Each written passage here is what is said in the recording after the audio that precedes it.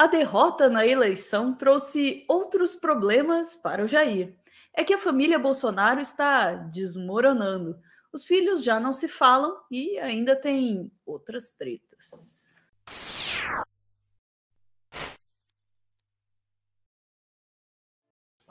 Primeiro sinal de que havia algo errado que o Brasil recebeu veio do Instagram, acredite você, Ana.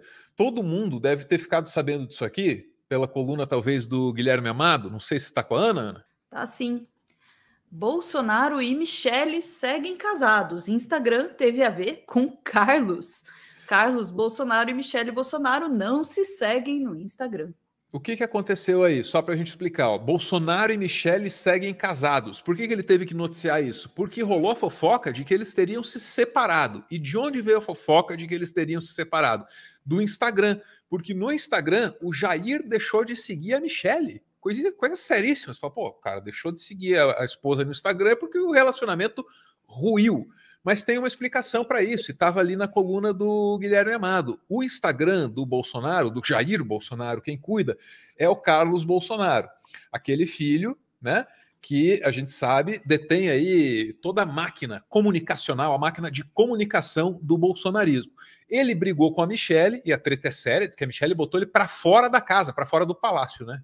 Casa é para mim, casa é para você, para eles é palácio. Botou o menino para fora do palhaço. Ato falho terrível. Ato falho terrível, meu. Aí eles brigaram, o Carlos falou, então tá bom, então meu pai vai deixar de seguir você no Instagram. Foi mais ou menos isso que aconteceu, Ana.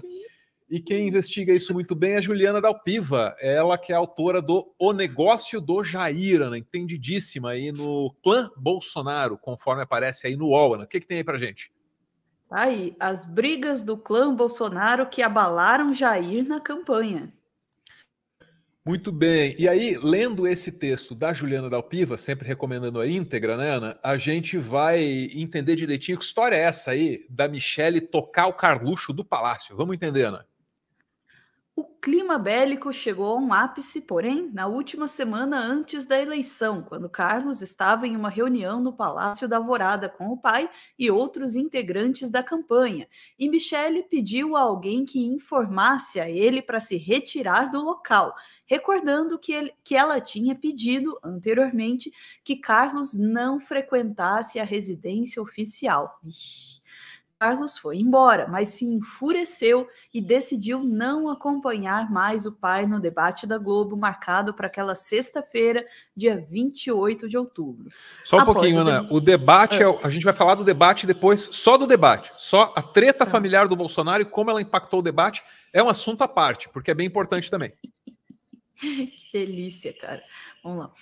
Após o debate, os interlocutores mais próximos de Bolsonaro ficaram frustrados ao avaliar que, apesar de todo o preparo, o presidente tinha ficado abalado com a ausência do filho naquele momento. Bolsonaro chegou a tremer ao falar e, ao final, pediu votos para mais um mandato de deputado federal, em um ato falho. Pois é, tem outras tretas aí também, porque o Carluxo, ou o Carlos, é brigado com a Michele. O Carlos também está brigado com o Flávio e com o Eduardo. E o Eduardo está brigado com o Flávio, porque cada um dos três aí tinha na imaginação uma campanha que o Bolsonaro deveria fazer, né? E eles não conseguiram se entender aí com o comando da campanha, gerou uma briga entre os filhos. Mas a Juliana Dalpiva, que escreveu esse trecho que a Ana leu, estava no UOL aí e o pessoal lá estava comentando essas tretas. Bora pro UOL para ouvir a galera.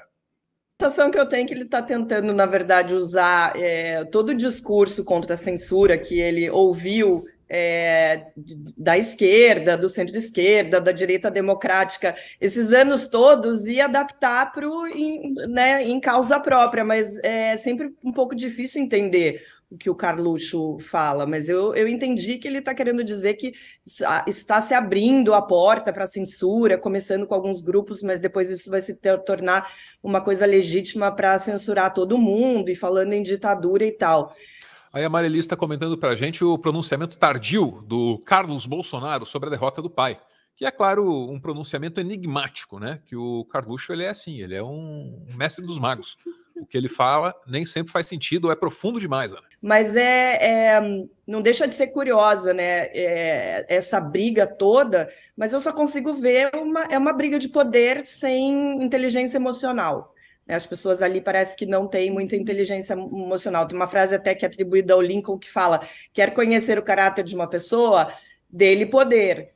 O que aconteceu? Michele Bolsonaro foi empoderada durante essas eleições. Ela sempre foi uma figura mais discreta ali, que quase não apareceu em 2018 e durante todo o mandato do presidente, mas que ganhou um palanque próprio, com luz própria durante essas eleições, e sabe o poder que tem, e percebeu o poder que conquistou durante esse período eleitoral, e certamente vai usar isso daqui para frente.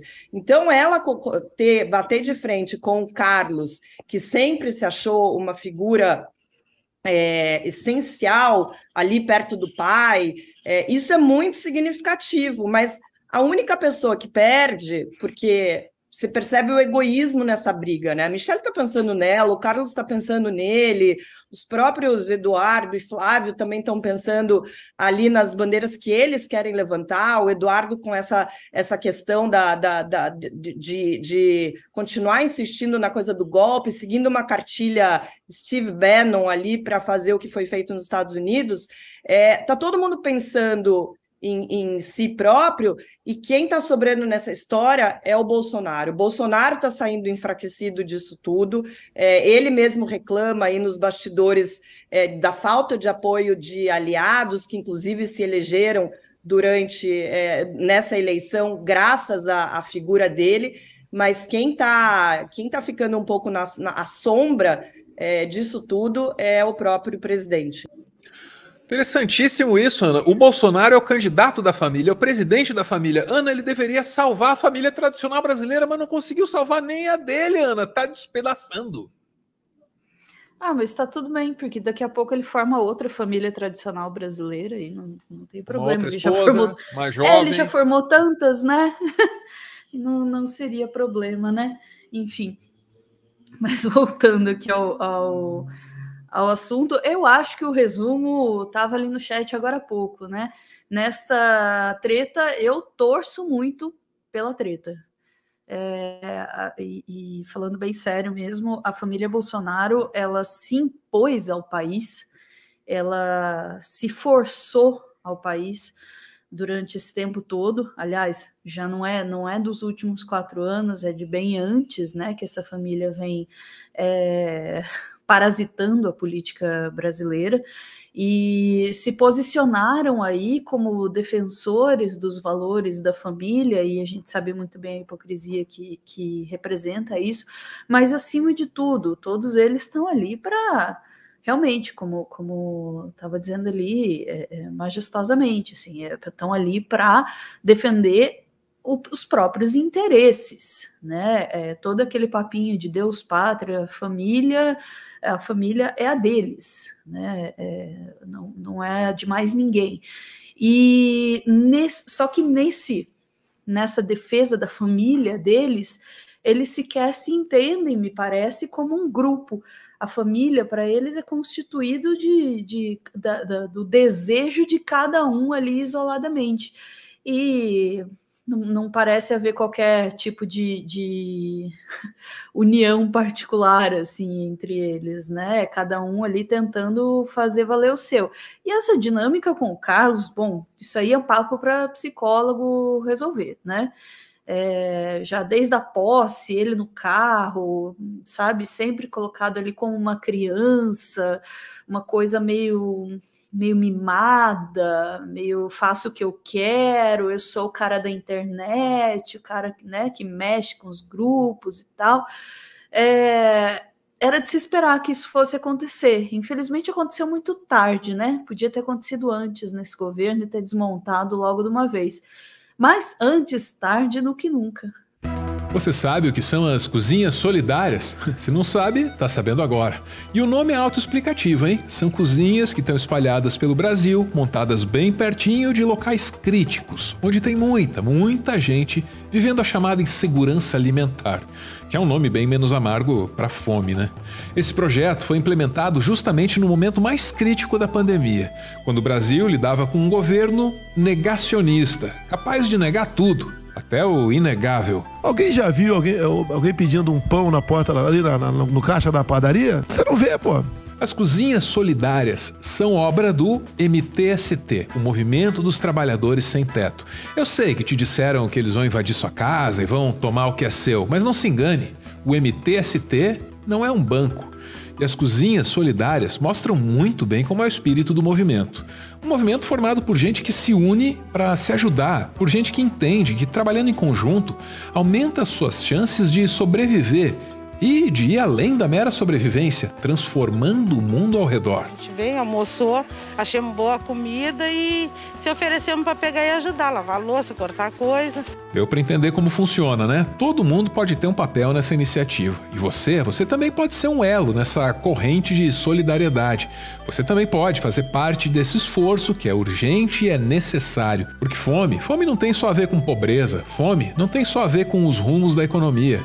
A fome no Brasil é uma escolha política. E a questão é, será que você concorda com essa escolha? Porque está colocada aqui uma chance de mostrar que não. Você não compactua com isso.